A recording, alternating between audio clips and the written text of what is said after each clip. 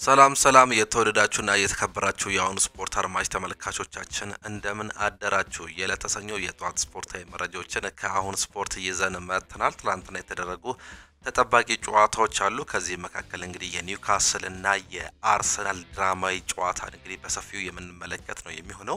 አስቶን ቪላም የመጀመሪያ 3 ነጥቡን ማሳካቱን እየተመለከተን ሲሆን ባርሴሎና ትላንትና ማሸነፉን ተከትሎ እንግዲህ የሊጉ መሪ መሆን መቻሉን ነው እየተመለከተን የምንገኘው። ሌሎች ጨዋታዎችም አሉ። እሱን በስፋት የምንመለከት ይሆናል። ከዚህም በተጨማሪ እንግዲህ የክለብ መረጃዎችን በስፋት እንመለከታለን። በአሁኑ ሰዓት ላይ እንግዲህ ከሚሰሙ የክለብ መረጃዎች መካከል አሰልጣኝ ሩበን አሞሪም የመሰናበት እድል አላቸው የሚሉ በርካቶች እንግዲህ እየተሰማ ይገኛል። ምንም እንኳን የኢኒዮስ ባለቤት የሆኑት ሰር ጂም ራትክሊፍ በአሰልጣኝ ሩበን አሞሪም ስር እምነት ቢኖራቸውም እንግዲህ ይህ ነገር የመለወጥ እድል እንዳለው መረጃዎች እያሳዩም ይገኛሉ። ከዚህ መካከል እንግዲህ ሊተኩ ይችላሉ ከተባሉ አሰልጣኞች መካከል ኦሊቨር ግላስነር፣ አንዶኒ ኢራኦላ ደግሞ የቀድሞ የእንግሊዝ ብሔራዊ ቡድን አሰልጣኝ የሆኑት ጋሬት ሳውስጌት ይገኙበታል። በተለይም ጋሬት ሳውስጌት እንግዲህ ስማቸው ከማንቸስተር ዩናይትድ ጋር እየተያያዘም ይገኛል። ከሰር ጂም ራትክሊፍ ጋር ጭምር እንደተገናኙ እንዲሁም እንዳወሩ መረጃዎች እያመላከቱን ይገኛሉ። እሱንም በስፋት የምንመለከት ይሆናል። በአርሰናል ቤት የምናነሳቸው ጉዳዮች አሉ። ቼልሲ፣ ማንቸስተር ሲቲ፣ ሊቨርፑል፣ ሪያል ማድሪድ፣ ባርሴሎና፣ ቶተንሃም ሌሎችም ክለቦችን በስፋት የምንመለከት ይሆናል። ከእናንተ የሚጠበቀው ሰብስክራይብ በማድረግ የቤተሰባችን አባል እንዲሆኑ እንጋብዛችኋለን። ላይክ በማድረግ ደግሞ እንድታበረታቱ ነው የምንጠይቃችሁ። ሁሌም አዳዲስና ትኩስ ስፖርታዊ መረጃዎችን ለማግኘት አሁን ስፖርት ምርጫችሁ ይሁን ነው የምንለው። እኛ ቀጥታ ወደ ፕሮግራሞቻችን አለፍን። ቅድሚያም ትላንትና የተደረጉ ጨዋታዎችን በመመልከት እንጀምር። ትላንትና እንግዲህ በሱፐር ሰንደይ የሚጠበቁ ጨዋታዎች አሉ። በስፔን ላሊጋ፣ በእንግሊዝ ፕሪሚየር ሊግ እንዲሁም በሌሎች ሊጎች የተደረጉ ጨዋታዎች ሲኖሩ በእንግሊዝ ፕሪሚየር ሊግ 2 ያክል ተጠባቂ ጨዋታዎች ነበሩ። ቀን 10 ሰዓት ላይ እንዲሁም ደግሞ አመሻሽ 12 ሰዓት ተኩል ላይ የጀመሩ 2 ጨዋታዎች ነበሩ። ቅድሚያ ቀን 10 ሰዓት ላይ በቪላ ፓርክ አስቶን ቪላ ፉላምን ያስተናገደበት ጨዋታ የሚጠበቅም ጨዋታ ነው። አሰልጣኝ ኡናይ ኤምሬ የመጀመሪያ 3 ነጥባቸውን ያሳኩበትን ጨዋታ በትላንትናው ዕለት አስመልክተውናል። ትላንትና እንግዲህ 3-1 በሆነ ውጤት ነበር ማሸነፍም የቻሉት። እስከ ትላንትና ድረስ ምንም አይነት ድል ማድረግም አልቻሉም ነበር። 2 አቻዎችን ያስመሰገቡት አሰልጣኝ ኡናይ ኤምሬ ትላንትና ግን ወሳኝ 3 ነጥባቸውን ማሳካተም ችሏል። ፉላም ገና በ3ኛው ደቂቃ ላይ ነበር እንግዲህ በራውል ሄሚኔዝ ብቸኛ ጎል እንግዲህ 1-0 መምራት የቻሉት። ከዛ በኋላ ግን በ37ኛው ደቂቃ ላይ ኦሊ ዋትኪንስ ማኬን በ49ኛው ደቂቃ ላይ እንዲሁም ደግሞ ቡኔዲያ በ51ኛው ደቂቃ ላይ ባስቆጠሯቸው ጎሎች 3-1 በሆነ ውጤት ማሸነፍም ችሏል። አሰልጣኝ ኡናይ ኤምሬ እንግዲህ የመሰናበት ጋሬጣም ተጥሎባቸውም ነበር። በተለይም ተከታታይ ከአሁን በኋላ ያሉ ጨዋታዎችን የሚጥሉ ከሆነ ምናልባትም ከአስቶን ቪላ ጋር ይለያያሉ የሚሉ መረጃዎችንም እየሰማን እንገኝ ነበር። ትላንትና ግን ቢያንስ ትንሽ እፎይታን የሚሰጥ ነጥብን ማግኘታቸው ነው የተመለከተው። በጨዋታው ላይ ጥሩ እንቅስቃሴ ማድረግ እየቻሉት እኒሁ ክለቦች በሜዳቸውና በደጋፊዎች ፊት ጥሩ እንቅስቃሴም አድርገው ጥሩ ነገርን ይዘው መውጣትም ችሏል። የፉላሙ የአጥቂ ስፍራ ተጫዋች የሆነው ራውል ሄሚኔዝ በ3ኛው ደቂቃ ላይ ጎል ያስቆጠረ እንጂ ገና በ10ኛው ደቂቃ ላይ በጉዳት ምክንያት ተቀይሮ መውጣቱንም ተመልክተናል። እንዲሁ ደግሞ በአስቶን ቪላ በኩል ሚንግስ በ31ኛው ደቂቃ ላይ እንዲሁ በጉዳት ተቀይሮ የወጣም ተጫዋች ነው። ቪክተር ሊንድሎፍ ትላንትና ተቀይሮ ገብቶ ጨዋታ ማድረጉንም እንዲሁ የተመለከትነው ጉዳይ ነው። የተጫዋች እንግዲህ በጉዳት ምክንያት አልተሰለፈም ነበር። እንዲሁም ደግሞ ከማንቸስተር ዩናይትድ ጋር ከተለያየ በኋላ ጨዋታዎችን ማድረግም አልቻለም ነበር። ትላንትና ለአስቶን ቪላ እንግዲህ ጨዋታ ማድረጉንም ተመለከትን። አሰልጣኝ ኡናይ ኤምሬ በዚህው መቀጠል እንፈልጋለን ሲሉ ከጨዋታው በኋላም ተናግሯል። እንዲሁ ደግሞ 12 ሰዓት ተኩል ላይ የተደረገ ተጠባቂ ጨዋታ ነበር። አሰልጣኝ ኤዲ ሃው ከሚኬል አርቴታ ጋር ያገናኘው በሴንት ጄምስ ፓርክ ስቴዲየም አርሰናል እንግዲህ ያለፉትን 5 ጨዋታዎች ማሸነፍ የከበደው በዚህ ስቴዲየም ነበር። ትላንትና ግን ይህ ነገር ተገርስሶ 2-1 በሆነ ውጤት ማሸነፍም ችሏል። እጅግ በጣም ድራማዊ ጨዋታ ነበር። እስከ 84ኛው ደቂቃ ድረስ እንግዲህ አርሰናል 1-0 ሲመራም ነበር። ከዛ በኋላ ተነስቶ ነው እንግዲህ 2 ጎሎችን በማስቆጠር በመጨረሻዎቹ 10 ደቂቃ ውስጥ 2 ጎሎችን በማስቆጠር እንግዲህ ታሪኩን በመቀየር ከሊቨርፑል ጋር ያለውንም የነጥብ ልዩነት ማጥበብም እየቻለው እጅግ በጣም ጥሩ እንቅስቃሴ ትላንትና ማድረግ መቻላቸውንም ተመልክተናል። በአሰላለፍ ደረጃ እንኳን አንዳንድ ለውጦችንም መመልከትም ችለንም ነበር። ትላንትና እንግዲህ በአርሰናል በኩል የተሰለፉ ተጫዋቾችን ስንመለከት ዴቪድ ራያ በበረኝነት ቦታ ላይ የተሰለፈ ሲሆን ሪካርዶ ካላፊዮሪ፣ ጋብሪኤል ማጋሌስ፣ ክሪስቲያን ሞስኬራ እንዲሁም ደግሞ ጁሊያን ቲምበር ነበር በተከላካይ ቦታ ላይ መሰለፍ የቻሉት። ትላንትና ዊሊያም ሳሊባን በማሳረፍ ክርስቲያን ሞስኬራን እየተጠቀሙ ሲሆን ነገር ግን በሁለተኛው አጋማሽ ቀይረው ማስወጣት ተችሏል። በአማካይ ቦታ ላይ ዲክላን ራይስ፣ ኤቤሬቺ ኤዜ እንዲሁም ደግሞ ማርቲን ዙቢሜንዲን እየተጠቀሙ ሲሆን ሊያንድሮ ትሮዛርድ በግራ በኩል ቡካዮ ሳካን ደግሞ በቀኝ በኩል ይዘው ገቡ። ቪክተር ዮኬሬሽ ደግሞ የአጥቂ ስፍራውን ይዞ እየተጫወተም ተጫዋች ነው። ኤቤሬቺ ኤዜ ትላንትና በ10 ቁጥር ቦታ ላይ ነው እንግዲህ መጫወት እየቻሉም እንዲሁም ደግሞ ጥሩ እንቅስቃሴ ማድረግ መቻሉንም ተመልክተንም ነበር። አንዳንድ ጥሩ አጋጣሚዎችንም እንግዲህ ኦን ታርጌት የሞከረባቸውን አጋጣሚ እንዲሁም ደግሞ አሲስት ለማድረግ የተቃረበባቸውንም ጊዜያቶች ተመልክተንም ነበር። ነገር ግን ገና በመጀመሪያው አጋማሽ ነበር እንግዲህ ጎሎች የተቆጠሩት ኒውካስል በኩል በ34ኛው ደቂቃ ላይ ከሳንድሮ ቶናሊ የተሻገረችዋን ኒክ ወልተማዴ በ34ኛው ደቂቃ ላይ እንግዲህ በማስቆጠር 1-0 መምራትም ቻሉ። ይህም ኳስ እንግዲህ የክርስቲያን ሞስኬራ የክሊራንስ ችግርም ነበር። ክሊር ሲያደርግ የተሳሳተውን ኳስ እንግዲህ ወደ ማዕዘን ምት ተቀየረ። እሷ ኳስ ነች እንግዲህ ከሴት ፒስ ተነስታ ኒክ ወልተማዴ ማስቆጠርም የቻለው። በዚህም የተነሳ በሁለተኛው አጋማሽ ክርስቲያን ሞስኬራን ቀይሮ ዊሊያም ሳሊባ ሲገባም ተመልክተንም ነበር። ጥሩ እንቅስቃሴ በመጀመሪያው አጋማሽ እንግዲህ አርሰናል ማድረግም ችሎ ነበር። ትላንትና በአጠቃላይ ፍጹም የጨዋታ የበላይነት ነበራቸው። በተለይም ከ70ኛው ደቂቃ በኋላ እጅግ በጣም ፍጹም የጨዋታ የበላይነት ነበራቸው። ከ85ኛው ደቂቃ በኋላ ደግሞ ወደ 81% የሚጠጋ ቦል ፖሰስ ማድረግ የቻሉት አሰልጣኝ ሚኬል አርቴታ ከዛ በኋላ ሁለት ጎሎችን በማስቆጠር እንግዲህ ወሳኝ 3 ነጥብ ማሳካታቸውንም ተመለከትን። በ84ኛው ደቂቃ ላይ እንግዲህ ዲክላን ራይስ ያሻገረውን ኳስ ሚኬል ሜሪኖ በማስቆጠር አቻ ማድረግም ቻለ። በስተመጨረሻ 8 ደቂቃ ተጨምሮ 90+6 ላይ ወይም ደግሞ 96ኛው ደቂቃ ላይ እንግዲህ የተሻገረችዋን ከማርቲን ኦዴጋርድ የተሻገረለችዋን የማዕዘን ምት ጋብሪኤል ማጋሌዝ በማስቆጠር እንግዲህ ወሳኛን እንዲሁም ደግሞ 3 ነጥብ እንዲያሳኩ ምክንያት መሆኑንም ነው ትላንትና የተመለከትነው። እንዲሁ ደግሞ በጨዋታው ላይ እንግዲህ ትላንትና 2 ፔናልቲ የሚያሰጡ ኢንሲደንቶችን ተመልክተንም ነበር። ቪክተር ዮኬሬሽ ገና በ14ኛው ደቂቃ ላይ እንግዲህ ተጠልፏል፣ በኒክ ፖፕ ተጠልፏል የሚል እንዲሁ ምልከታም ነበር። ነገር ግን ቅድሚያ ኒክ ፖፕ የችን ኳስ መንካቱን ተከትሎ እንግዲህ ቫር መሻሩንም ተመለከተ። እንዲሁም ደግሞ በሁለተኛው አጋማሽ ደግሞ አርሰናል ላይ እንዲሁ ተሰጥቶም ነበር። ይህም የእጅ ኳስ በጋብሪኤል ማጋሌዝ መነካቷም ነበር። ይህም እንግዲህ ቅድሚያ እግሩን መንካቱን ተከትሎ እንዲሁ እንደተሻረም ተመልክተንም ነበር። ትላንትና አርሰናል ከሜዳቸው ውጪ ያደረጉትን ጨዋታ 20 ሙከራዎችን ያደረጉ ሲሆን 7 ኦን ታርጌቶችን መሞከርም ችለዋል። በኒውካስል በኩል ደግሞ ስንመለከት 8 ሙከራዎችን አድርገው 3ቱ ኦን ታርጌት መሆን መቻላቸውን ነው እንዲሁ እየተመለከትን የምንገኘው። ፍጹም የጨዋታ የበላይነት ያሳየው አሰልጣኝ ሚኬል አርቴታ እንግዲህ ከሊቨርፑል ጋር ያለውን የነጥብ ልዩነትንም ዝቅ ለማድረግ መቻሉን ነው በትላንትናው ዕለት እንዲሁ ያስመለከተም የሚገኘው። ቲኖ ሊቨርማንቶ በ76ኛው ደቂቃ ላይ እንግዲህ ከባድ ጉዳት አስተናግዶ በቃሬዛ መውጣቱንም ተመልክተናል። ይህም እንግዲህ ከባድ ጉዳት እንደሆነ እንዲሁ ፍንጭ መስጠት የቻለበትንም አጋጣሚ ተመለከትን። አርሰናል ትላንትና ማሸነፉን ተከትሎ እንዲሁም ደግሞ ሊቨርፑል የመጨረሻ ጨዋታውን በክሪስታል ፓላስ መሸነፉን ተከትሎ እንግዲህ የነጥብ ልዩነታቸው ወደ 2 ዝቅ ማለቱን ነው የተመለከትነው። አርሰናል እንግዲህ ይህንን ትልቅ እድል መጠቀሙንም ትላንትናም ተመለከትን። በዚህም የተነሳ አርሰናል በአሁኑ ሰዓት ላይ በ2 ነጥብ ልዩነት ሁለተኛ ደረጃ ላይ መቀመጥም ችሏል። ጥሩ እንቅስቃሴ እንዲሁም ደግሞ ወሳኝ ነጥብን በትላንትናው ዕለት ማሳካታቸውን ነው እንዲሁ መመልከትም እየቻለው። ከጨዋታው በኋላ እንግዲህ የተነሱ በርካታ ሀሳቦችም አሉ።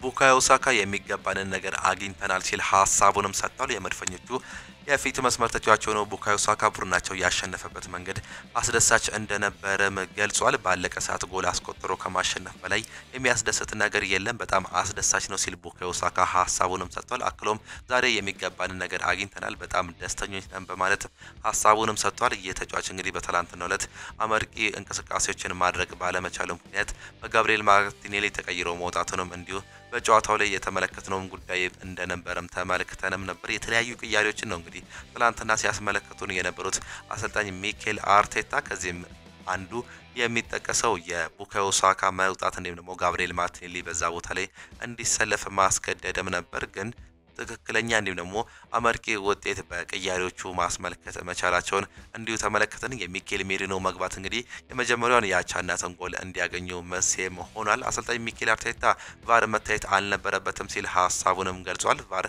ከኛ ተቃራኒ ነው ሲል ሳካ እንዲሁ መግለጹን ነው የተመለከትነው። የመድፈኞቹ ዋና አሰልጣኝ ሚኬል አርቴታ በምሽቱ ድል ከፍተኛ ኩራት እንደተሰማቸው ከጨዋታው በኋላም ገልጿል። ቡድኔ ኩራት እየተሰማኛል ያሉት አሰልጣኝ ሚኬል አርቴታ በደንብ የሚገባን ድል ነው ያስመዘገብነው በማለትም ሀሳባቸውንም ሰጥቷል። ስለተሻረው የቪክተር ዮኬሬሽ ፍጹም ቅጣት ምት ያነሱት ሚኬል አርቴታ ቫር መታየት አልነበረበትም፣ ግልጽ ጥፋት ነው ሲሉ ሀሳባቸውን የገለጹ ሲሆን ቡካዮ ሳካ በበኩሉ ዳኛው ለማየት ሄዶ ብዙ ሰዓት ወስዷል፣ እንደዚህ አይነት ውሳኔዎች ሁልጊዜም ከኛ በተቃራኒ ናቸው ሲል እንዲሁ ስለ ሚኬል አርቴታ እንግዲህ እንዲሁ ማጠናከር የቻለበትን አጋጣሚ ሀሳቡንም መስጠቱን ነው ከጨዋታው በኋላ እንዲሁ መመልከትም የቻለው። ከትላንትናው ጨዋታ በኋላ እንግዲህ ጥሩ እንቅስቃሴ አድርገናል፣ እጅግ በጣም ደስተኞች ነው ሲል ሁለቱም ተጫዋቾች እንዲሁ ደግሞ አሰልጣኙ ሀሳብ መግለጻቸውን ነው የገለጽ ነው። እንዲሁ ደግሞ አሰልጣኝ ኤዲ ሃው በስተመጨረሻም እድላችንን መጠቀም አልቻልንም፣ ማሸነፍ ነበረብን፣ መጨረሻ ላይ ግን በጥሩ መከላከል አልቻለም ሲል ነው ሀሳባቸውን መግለጽም የቻሉት። ኒውካስል ዩናይትድ እንግዲህ በዚህ ዓመት እጅግ በጣም እየተቸገረም ይገኛል። ጨዋታዎችን ለማሸነፍ በርካታ እድሎችን ሊጠቀምም አልቻለም። ኒኮል ተማዴ እንግዲህ የተጫዋች ምንም እንኳን በዚህ ዓመት እንዲሁ እንደ ኒውካስል ዩናይትድ መንቀሳቀስ ባይችሉም ይህ ተጫዋች ግን በመጣበት ዓመት ባለፉት 4 ጨዋታዎች እንግዲህ 2 ጎል ማስቆጠር መቻሉን ነው በትላንትናው ዕለት መመልከትም የቻልነው።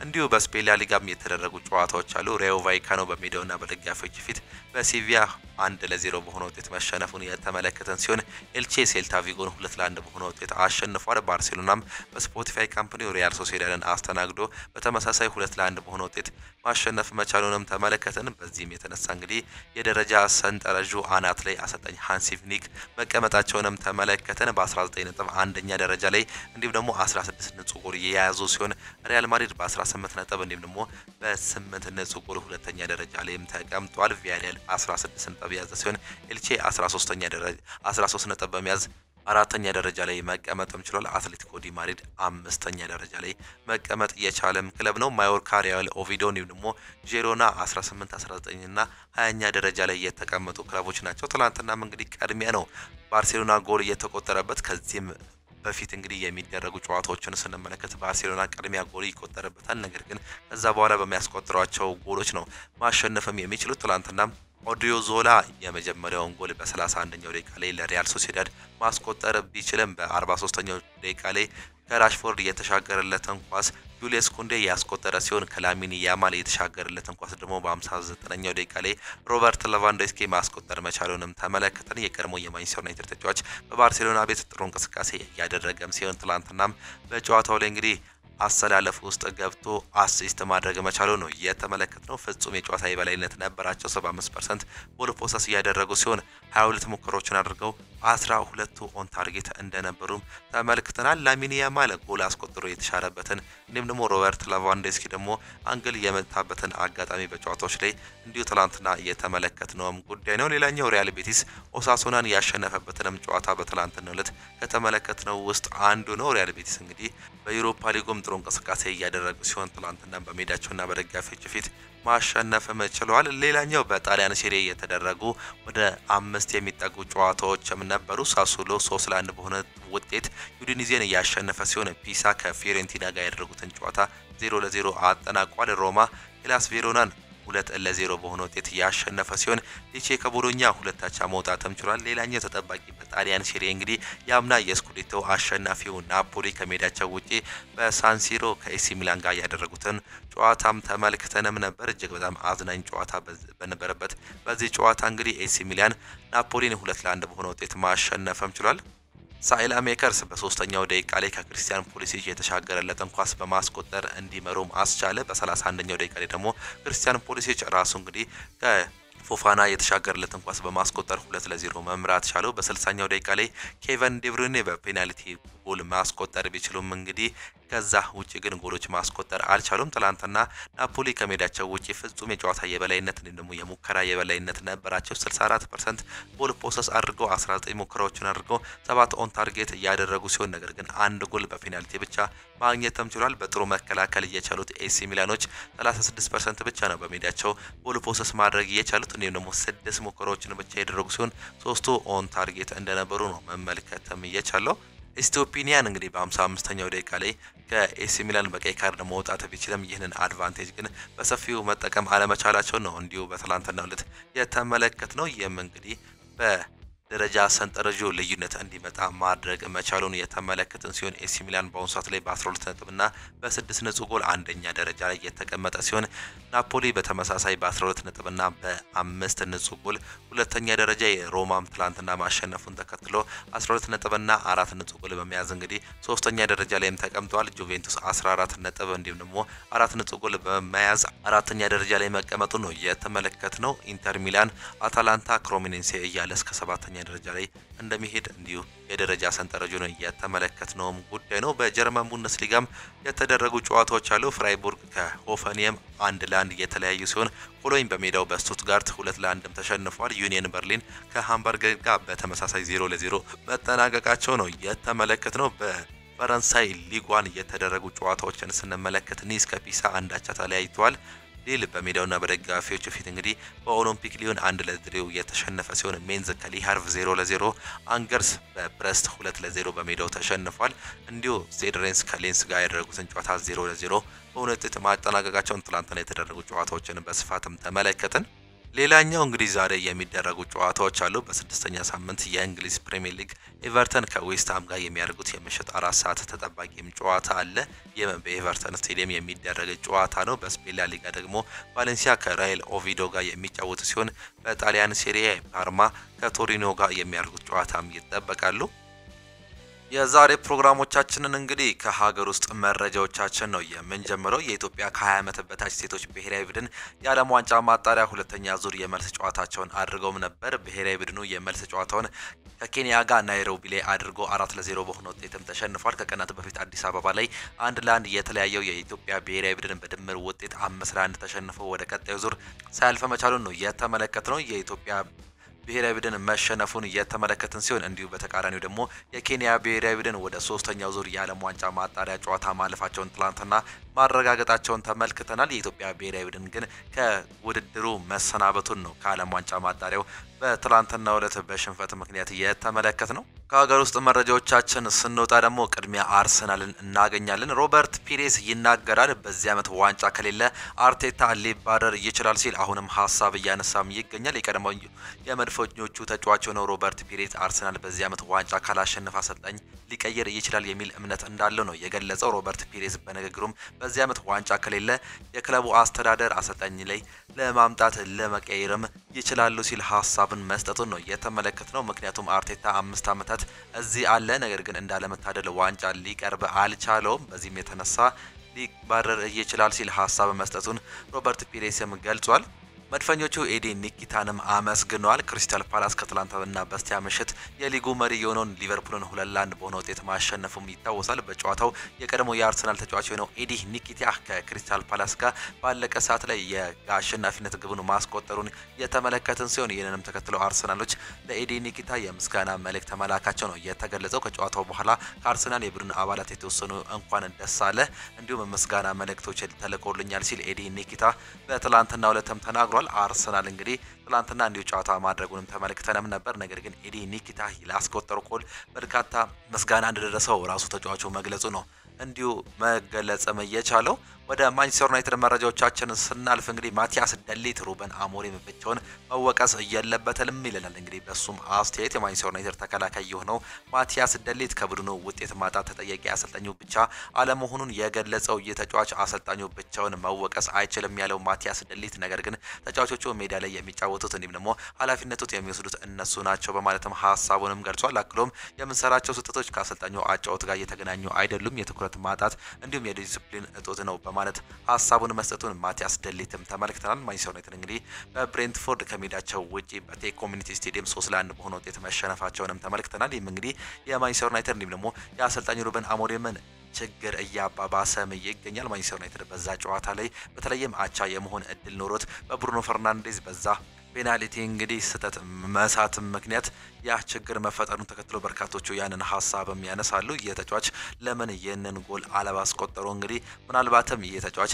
ወደ ቤንችነት መውረድ አለበት የሚሉ ሌሎች ብዙ ሀሳቦች በአሁኑ ሰዓት ላይ እየተነሱም ይገኛሉ። ከዚህም መካከል በኮቢ ማይኖ መተካት አለበት የሚሉ አንዳንድ ጋዜጠኞች እያነሱም ነው የሚገኙት። ያለፉትን ጨዋታዎች ላይ የብሩኖ ፈርናንዴዝ መቀዛቀዝ ምናልባትም ወደ ቤንች መውረድ አለበት የሚል ሀሳብን እያነሱም ይገኛሉ። ይህ የካሄደውን አብረን የምንመለከት ነው የሚሆነው። አሰልጣኝ ጃቪ ዩናይትድን ማሰልጠን እንደሚፈልግ እየተገለጸም ይገኛል። ስፔናዊው የቀድሞ የባርሴሎና አሰልጣኝ የሆነው ጃቪ ሄርናንዴዝ ማንቸስተር ዩናይትድን የማሰልጠን ፍላጎት እንዳለው ነው የተገለጸው። ጃቪ ሄርናንዴዝ ማንቸስተር ዩናይትድ ጥያቄውን ካቀረበ ያለማቅማማት እሽታውን እንደሚሰጥም ተገልጿል። አሰልጣኝ ጃቪ ሄርናንዴዝ ወደ እንግሊዝ ፕሪሚየር ሊግ አምርቶ ማሰልጠን ፍላጎትም አለውም ተብሏል። ማንቸስተር ዩናይትድ በአውሮፓ መድረክ ባይሳተፍም እንኳን ጃቪን ማሰልጠን እንደሚፈልግ በአሁኑ ሰዓት ላይ መረጃዎች እየወጡም ይገኛሉ። እንደዚህ አይነት መረጃዎች እንግዲህ የምንሰማው በተለይም ተከታታይ የአሰልጣኝ ሩበን አሞሪምን ሽንፈትም ተከትሎ ነው። ባለቤቱ አሰልጣኙ ቢያንስ በሙሉ ውድድር ዘመን መታየት አለባቸው የሚል እምነት እንዳላቸው ነው እየገለጹም የሚገኙት። ይህንንም እንግዲህ ፋብሪዚዮ ሮማኖ ነው እያስነበበውን የሚገኘው። ሌላኛው በብሬኪንግ ኒውስ ትላንትና ከሰማናቸው መረጃዎች መካከል አሰልጣኝ ሩበን አሞሪም ከተሰናበተ ጋሬት ሳውዝጌት የማንቸስተር ዩናይትድ ቀጣዩ አሰልጣኝ የመሆን እድሉ ሰፊ መሆኑ መረጃዎች እያሳዩም ይገኛሉ። በቅርብ ሳምንታት ውስጥ ሰር ጂም ራትክሊፍ እንዲሁም ጋሬት ሳውዝጌት ቀጥተኛ ንግግር አድርገው ነበር ይላል ይህ መረጃ። ጋሬት ሳውዝጌት ቀጣዩ የዩናይትድ አሰልጣኝ ለመሆን አንዱ አማራጭ መሆኑ ቤን ጃኮብስ እንዲሁም ደግሞ አሌክስ ክሩክ እየዘገቡም ይገኛሉ። አሰልጣኝ ሩበን አሞሪም የሚባረር ከሆነ በማንቸስተር ዩናይትድ ሰዎች በዋናነት በምርጫ የያዟቸው አሰልጣኞችን ስንመለከት አንደኛው የበርንማውዝ አሰልጣኝ ነው አንዶኒ ኢራኦላ ነው። ይህ እንግዲህ በበርንማውዝ ቤት እንግዲህ ምን ያህል ቲሙን እንደቀየረ እንዲሁም ደግሞ እያጠናከረ እንደሚገኝ ያስመለከተን ሲሆን ይህም እንግዲህ በማንቸስተር ዩናይትድ ራዳር ውስጥም ያስገባል። ሌላኛው የቀድሞ የእንግሊዝ ብሔራዊ ቡድን አሰልጣኝ ነው ጋሬት ሳውዝጌት ሲሆን ሌላኛው ደግሞ የክሪስታል ፓላስ አሰልጣኝ ኦሊቨር ግራስነር ናቸው። እነዚህ ሰዎች እንግዲህ በማንቸስተር ዩናይትድ አሰልጣኝ ራዳር ውስጥ ወይም ደግሞ እጮች ውስጥ እንዳሉ አሌክስ ክሩክ እንዲሁም ደግሞ ሌላኛው ቤን ጃኮብስ እያስነበበ የሚገኝ መረጃን እያመላከተን ይገኛል። ከዓመት በፊት የዩናይትድ አሰልጣኝ ትሆናለህ ተብሎ ሲጠየቅ በእርግጠኝነት በቀጣዩ ዓመት ወደ ስራ ስመለስ አስብበታለሁ ብሎ መናገሩንም እንዲሁ ስለ ጋሬት ሳውዝጌት እየተነሳም ይገኛል። አሰልጣኝ አሁንም ቢሆን እንግዲህ ስሙ ከማንቸስተር ዩናይትድ ጋር የተያያዘ አሰልጣኝ ነው። ከዚህ በፊት እንግዲህ አሰልጣኝ ሩበን አሞሪም ከመምጣቱ በፊት ይህንም ሰው እንግዲህ ማንቸስተር ዩናይትድ እንደሚፈልገው በበርካቶቹ መረጃዎች ተመልክተንም ነበር። ምናልባትም ይህ አሰልጣኝ የሚባረር ከሆነ ጋሬት ሳውዝጌት ዳግም እንግዲህ በእንግሊዝ ልንመለከትበት የምንችልበት እድል እንዳለ ነው እየተገለጸ የሚገኘው። አሰልጣኝ ሩበን አሞሪምም ይናገራሉ። ስለ መባረር አስቤም አላውቅም ሲሉ ነው የሚናገሩት። አሰልጣኝ ሩበን አሞሪም መባረር የሚባለው ነገር በጭራሽ በውስጣቸው እንደሌለም ተናግሯል።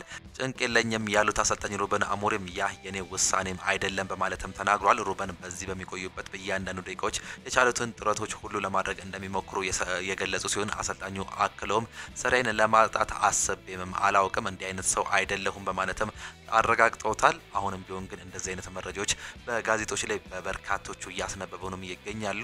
ሌላኛው ሰር ጂም ራትክሊፍ ከአሰልጣኝ ሩበን ጎን መሆናቸው መረጃዎች እያሳዩም ይገኛሉ። ሲሞን ስቶት ነው ይህንን መረጃ ይዞት መውጣትም የቻለው። ራትክሊፍ የዩናይትድ ባለስልጣናት በአጭር ጊዜ መፍትሄዎችን እያሳዩ መሆናቸውን የሚጠቀሙ የውጭ ጋዜጦችን አስነብበዋቸዋል። በዚህም የተነሳ እንግዲህ ለአሞሪም ተተኪነት በዝርዝር ላይ የሚገኙ አሰልጣኞች ተብለው እየተናፈሰ ያለው መረጃ በዩናይትድ ባለስልጣናት ውድቅ መደረጉ ነው የተገለጸው። እስካሁን ባለው ክለብ ውስጥም ሌሎች አማራጮች እየተመለከተ እንደማይገኝ በአጽንኦትም መግለጹ ነው ሲሞን ስቶንስ የሚያስነብበው። ሆኖም የተለያዩ መላምቶች መሰንዘራቸውም ይቀጥላል። ይህ በአሞሪም ላይ ያለውን ጫና እየጨመራል ሲል እንዲሁ ማስነበብም ችሏል። በጋሬት ሳውዝጌት እንዲሁም ደግሞ በማንቸስተር ዩናይትድ መካከል ምንም አይነት ጠንካራ ግንኙነት የለም ይለናል ፋብሪዚዮ ሮማኖ በዩቲዩብ ገጹ። ከትላንት ወዲያ የተለያዩ የእንግሊዝ ሚዲያዎች ጋሬት ሳውዝጌት ቀጣዩ የማንቸስተር ዩናይትድ አሰልጣኝ የመሆን እድሉ እየሰፋ እንደሆነ ሲናገሩ የነበረ ቢሆንም ነገር ግን በማንቸስተር ዩናይትድ እንዲሁም ደግሞ በአሰልጣኝ ጋሬት ሳውዝጌት መካከል ምንም አይነት ንግግር እንደሌለ ፋብሪዚዮ ሮማኖም ተናግሯል። ፋብሪዚዮ ሮማኖ አክሎም እንግዲህ ዩናይትድ አሰልጣኝ ሩበን አሞሪምን ለማባረር የሚወሰን ከሆነ እንደ አማራጭ ሊታይ ይችላል እንጂ ብቸኛው ተመራጭ እሱ እንዳልሆነ ፋብሪዚዮ ሮማኖ እንዲሁ በሰፊው የሚያመላክተው ሰፊው መረጃ ነው በትላንትናው ዩቲዩብ ገጹ እየገለጸልንም የሚገኘው።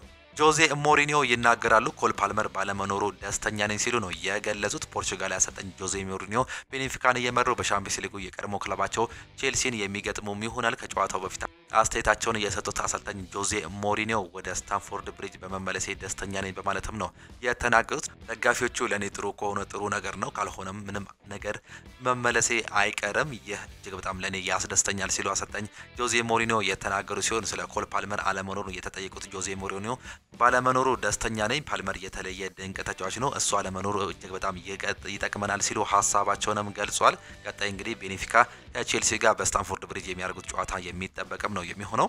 ሚጌል ዴሌኒ ኢንዲፔንደንት ላይ የሚገኘው ጋዜጠኛ እንግዲህ ዘገባ እንደሚያመላክተው ከሆነ በቼልሲ ውስጥ የተወሰነ ችግሮች እንዲሁም ደግሞ አለመግባባቶች እየተከሰቱም ይገኛሉ። በጨዋታው ውስጥ በቼልሲ ነገሮች በትክክል እንዳልሄዱ የሚጠቁሙ ብዙ ወሬዎች እንዲሁም ደግሞ ሹክሹክታዎችም አሉ። ተጫዋቾች በእያንዳንዱ ውሳኔዎች ተገርመዋል። በማሬስካ እንዲሁም ደግሞ በክለቡ አመራሮች መካከል ትንሽ መለያየት አለ የሚሉ መረጃዎችን ነው እያመላከተንም የሚገኘው። ይህም እንግዲህ ምናልባትም አሰልጣኝ ኤንዞ ማሬስካን ጫና ሊፈጥር የሚችልበት እድል በሰፊው አለ የሚል መረጃን አሁንም እየተመለከተን እንገኛለን። ያለፉትን ተከታታይ ሁለት ጨዋታዎች የተሸነፈው ቼልሲ እንግዲህ ኤንዞ ማሬስካን ጫና ባያሳድርም እንኳን አሁን ግን አንዳንድ ልዩነቶች እየተፈጠሩም ይገኛሉ። ሌሎች መረጃዎች እንደሚያሳዩት ከሆነ አሰልጣኝ ኤንዞ ማሬስካ ጥሩ አሰልጣኝ ናቸው፣ ነገር ግን ድንቅ አሰልጣኝ ብሎ መመደብ ይከብዳል የሚሉ አንዳንድ ከአሰልጣኝ ኤንዞ ማሬስካ ተቃራኒ እየተቀመጡ ጋዜጦችንም እያመላከተን ነው የሚገኘው። ሌላኛው የምንመለከተው መረጃ እንግዲህ ብራዚሊያው የማንቸስተር ሲቲ የመስመር ተጫዋች ሆኖ ሳቪኖ በማንቸስተር ሲቲ ቤት እስከ 2031 የሚያቆየውን ኮንትራት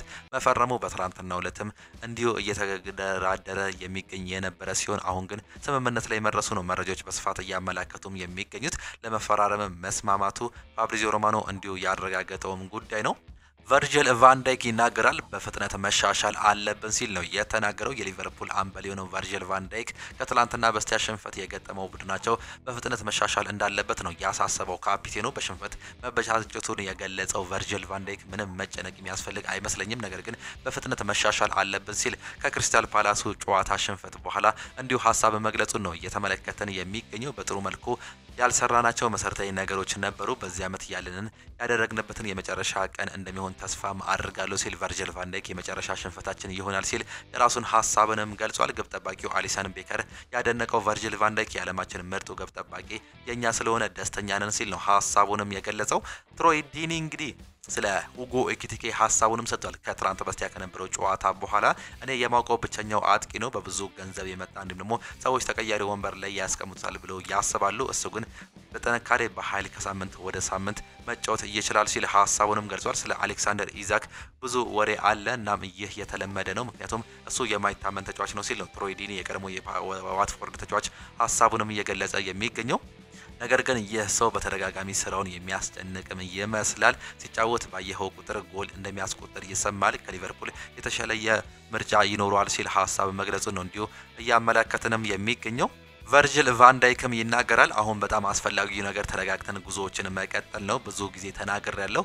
በከፍታም ሆነ በዝቅታ ውስጥ ስሜታዊ መሆን አስፈላጊም አይደለም። ጠንክሮ መስራት እንዲሁም ደግሞ የውጭ ጫጫታን አለመስማት ዋናው ነገር ነው ሲል ነው ሀሳቡንም መግለጽም የቻለው። መቼ የተሻለ መስራት እንደምትችል ታውቃለህ፣ እንዲሁም ሁሌ ያስታውቃል። ባሳየው አቋም እንዲሁም በመሸነፋችን ተበሳጭተናል። በተለይ የተጫወተንበት መንገድ አቻ ብንወጣ ኖሮ ከሚገባን በላይ ነው ብዬም አስባለሁ ሲል የራሱን ሀሳብ መግለጹን ነው እንዲሁ በመረጃው እየተመለከተን የምንገኘው። ይህም ጥሩ ነገር ነው ሲል የራሱን ሀሳብ መግለጹንም እንዲሁ ተመልክተናል። ቨርጅል ቫን ዳይክ ስለ ትላንትናው ጨዋታ በስፋቱ ሲገልጽ እንግዲህ ከትላንት በስቲያ ብዙ የተሳሳትንባቸው መሰረታዊ ነገሮችም ነበሩ። አንዳንድ ጊዜ እንዲህ ያሉ ጨዋታዎች ይከሰታሉ፣ ነገር ግን በዚህ የውድድር ዘመን ብቸኛው ጊዜ እንደሆነ ተስፋም አድርጋለሁ ሲል የክሪስታል ፓላሶች የተከላካይ ክፍል ማለፍ በጣም ከባድ ነበር። እንዲሁም ደግሞ ሲከላከሉ እንዲሁም ደግሞ ሲያጠቁ የተቀናጁ ናቸው። ክፍተት ካገኙ ወዲያውኑ አንተን መጉዳት ይችላሉ ሲል ሀሳቡንም ገልጿል። ቨርጅል ቫን ዳይክ እንዲሁ ይቀጥልና ከጋላታሳራይ ጋር ስላለባቸው እንዲሁ ጨዋታም ይናገራል። የምንጫወትበት ምንም አይነት ምክንያት ያለ አይመስለኝም፣ ነገር ግን ማክሰኞ ወደ ቱርክ አቅንተን በምንጫወተው የሻምፒየንስ ሊግ ጨዋታ ላይ የተለየ ሆነን መገኘትም አለብን። እዚያ በጣም ከባድ ጨዋታ ይጠብቀናል፣ እናም ዝግጁ መሆን አለብን ሲል ነው እንዲሁ ስለ ሻምፒየንስ ሊጉ ጨዋታ የተናገረው። ስለ ቨርጅል ቫን ዳይክ እንግዲህ ስለ አሊሰን ቤከር ማድነቁንም እንዲሁ አንዴ መንገራችንም የሚታወስ ጉዳይ ነው። የሪያል ማድሪድ ተጫዋች ጉዳት እንዳጋጠመውም ተገልጿል። ስፔናዊው የሪያል ማድሪድ የቀኝ መስመር ተከላካይ የሆነው ዳኒ ካርቫል በቀኝ እግሩ ላይ የጡንቻ ጉዳት እንዳጋጠመው ነው የተገለጸው። ይህንንም ተከትሎ ዳኒ ካርቫል በጉዳቱ ምክንያት ለ4 ሳምንታት ከሜዳ እንደሚርቅም ተገልጿል። በዚህ ምክንያት ሪያል ማድሪድ በቀጣይ 5 ጨዋታዎች ያለ አሌክሳንደር አርኖልድ እንዲሁም ደግሞ ዳኒ ካርቫል ለመጫወት የሚገደድም ይሆናል። ተጫዋቾቹ ተጠባቂውን የኤል ክላሲኮ ጨዋታ ያመልጣቸዋል ተብሎ ይጠበቃል። አሁንም እንደዚህ አይነት መረጃዎችን ነው እየተመለከተን የምንገኘው። ሉዊስ ኤንሪኬም ይናገራሉ። የትኛውንም ቡድን ለመግጠም ዝግጁ ነን ሲሉ ነው ሀሳባቸውንም የገለጹት። የፒኤስጂው አሰልጣኝ የሆኑት ሉዊስ ኤንሪኬ ቡድናቸው በሻምፒየንስ ሊጉ ባርሴሎናን ለመግጠም ዝግጁ መሆናቸውን ነው እየገለጹ የሚገኙት። የትኛውንም ቡድን በየትኛውም ጨዋታ እንዲሁም ደግሞ ቦታ ለመቅደም ዝግጁ ነን ሲሉ አሰልጣኝ ሉዊስ ኤንሪኬ የተናገሩ ሲሆን አክሎም ምክንያቱም ይህ የእውነተኛ ቡድን አቅም እንዲሁም ደግሞ ችሎታ ነው እናም የምንወክለው ያንን ነው ሲል ሀሳባቸውንም ገልጿል። የዓለም ምርጡ አሰልጣኝ ስለመሆናቸው የተጠየቁት አሰልጣኝ ሉዊስ ኤንሪኬ ከኔ የሚበልጡ በርካታ አሰልጣኞችም አሉ፣ ነገር ግን እኔ ያሉኝ ተጫዋቾች የላቸውም ሲል ሀሳባቸውንም ገልጿል። እንግዲህ የራሳቸውንም ሀሳብንም ሲያጠናክሩ ስለ ተጫዋቾቻቸውም ሲናገሩ ሌላኛው እንግዲህ በአሁኑ ሰዓት ላይ እስራኤል እንዲሁም ደግሞ የዓለም ዋንጫ ሌሎች በርካታ ሀሳቦችን እያስነሱ ይገኛሉ። በተለይም እንግዲህ ዶናልድ ትራምፕ እስራኤል ከዓለም ዋንጫ መታገድ የለባትም የሚሉ ፒቲሽኖችን እያሰባሰቡ እንዲሁም ደግሞ ይህ የሚሆን ከሆነ ግን የ2026ቱን የዓለም ዋንጫ ለማቆም እንደሚገደዱ መረጃዎች እያሳዩንም ይገኛሉ። ተጫዋቾች እስራኤል እንድትታገድም ግን ድምጾች እያሰባሰቡ እንደሚገኙ ነው መረጃዎች እያመላከቱንም የሚገኙት። ፈረንሳዩ እግር ኳስ ተጫዋች ፖል ፖግባን ጨምሮ 48 አትሌቶች ወይም ደግሞ ተጫዋቾች እስራኤል እንድትታገድ ፊርማ ማሰባሰባቸው ነው የተገለጸው። ስፖርተኞች በፊርማቸው እስራኤል በጋዛ የምትፈጽመውን ዓለም አቀፍ ሕግ ጥሰት እስክታቆም ከእግር ኳስ እንድትታገድ በማለት ዩኤፋም ጠይቀዋል። ፊርማውን ካሰባሰቡ ተጫዋቾች መካከል ፖል ፖግባ፣ ሀኪም ዚያች፣ ሳም ሞይስ እንዲሁም ደግሞ ቼክ ዱኩሬ የሚጠቀሱ ተጫዋቾች መሆናቸው ነው የተገለጸው። በሌላ በኩል የቱርክ እግር ኳስ ፌዴሬሽን የእስራኤል መታገድ በይፋ መጠየቁን በቢቢሲም ዘግቧል። የአውሮፓ እግር ኳስ ማህበር እስራኤል ከውድድር ትታገድ ወይም ደግሞ አትታገድ የሚለው በቅርቡ ድምጽ እንደሚሰጥ የእንግሊዝ መገናኛ ብዙሃን እያሳሰበውም ይገኛሉ። በአሁኑ ሰዓት ላይ ደግሞ አሜሪካ እንግዲህ የ2026 የዓለም ዋንጫን እንደምታስተናግድም ይታወቃል። ነገር ግን እስራኤል የምትታገድ ከሆነ የ2026 የዓለም ዋንጫን አላዘጋጅም የሚል ሀሳብ እንዳላት በዶናልድ ትራምፕ በኩል እየሰማንም እንገኛለን። እጅጉን የተወደዳችሁና የተከበራችሁ የአሁኑ ስፖርት አድማጭ ተመልካቾቻችን ለዛሬ ለጧት ይዘንላችሁ የቀረብናቸው መረጃዎቻችን ይህንን እየመስሉ ነበር። ፕሮግራሞቻችንን እንዴት አያችኋቸው? ሀሳብ አስተያየታችሁን ኮሜንት ቦክስ ላይ ልታጋሩን ትችላላችሁ። እንግዲህ የዛሬ የጧት ፕሮግራሞቻችን ይህንን እየመስሉ ነበር። ዛሬ በእንግሊዝ ፕሪሚየር ሊግ የስድስተኛ ሳምንት የመጨረሻ መርሃ ግብር የሚካሄድ ሲሆን ምሽት 4 ሰዓት ላይ ኤቨርተን ከዌስትሃም ጋር የሚያደርጉት ጨዋታም ይጠበቃል። ሌላኛው በስፔን ላሊጋም 7ኛ ሳምንት መርሃ ግብር አንድ ጨዋታ ይደረጋል። ቫሌንሲያ ከሪያል ኦቪዶ ጋር የሚያደርጉት ጨዋታ ሲጠበቅ በጣሊያን ሴሪያ ፓርማ ከቶሪኖ፣ ጄኖዋ ከላዚዮ ጋር የሚያደርጉት ጨዋታም የሚጠበቅ ጨዋታ ናቸው። እነዚህ እንግዲህ ዛሬ የሚደረጉ ጨዋታዎች ናቸው። እነዚህን ጨዋታዎች እንድታዩ እየጋበዝን የዛሬን ፕሮግራሞቻችንን የምንጨርስ ይሆናል። በከሳት ፕሮግራሞቻችን እስከምንገናኝ ድረስ ግን ቻው ቻው፣ መልካም ጊዜ፣ መልካም ውሎ እንዲሆንላችሁ ዳግምም ተመኘን።